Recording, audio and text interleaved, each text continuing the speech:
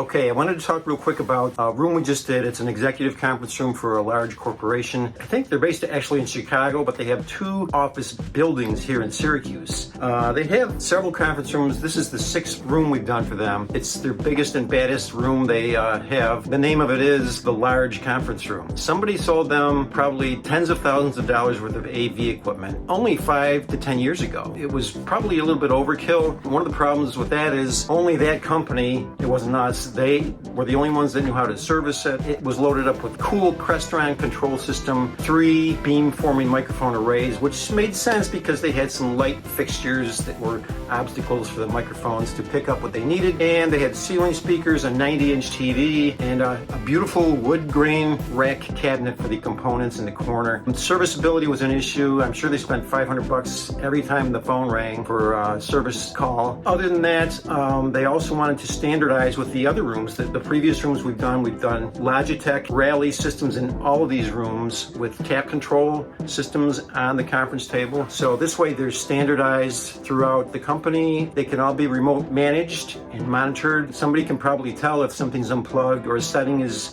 been messed with. The tap system makes it very user-friendly, which the Crestron system wasn't. With tap, it's Microsoft Teams based. You buy it that way. It's imaged with Teams or their video conferencing platform. It's the same on every single control panel in every single room. Yeah, if you can understand symbols and the English language, you can easily run a Teams conference call. So that's standardized. Lastly, performance. They didn't need the ceiling microphone system and the ceiling speakers. In fact, those upside down umbrella light fixtures hanging down were an obstacle for that. They're much better off now with table-based mic pods. Like you see, those little discs are like those hockey puck things that look kind of like coasters. Those are microphones, so those do it just fine picking up people seated at the table. Speakers are on the TV wall to the left and right, as you can see, for the speakers. Works great.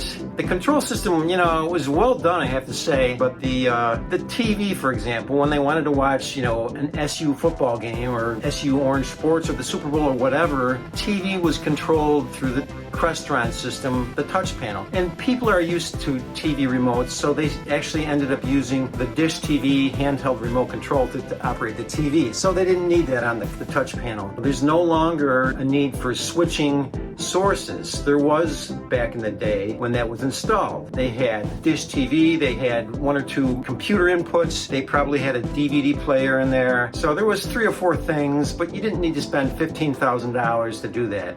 So that's all gone away. The TV is turned on now using the TV remote control. Same thing for channel changing and volume. Like I said, the video conferencing is done totally now through the tap controller. So yeah, it's a good system and they're happy and we're happy.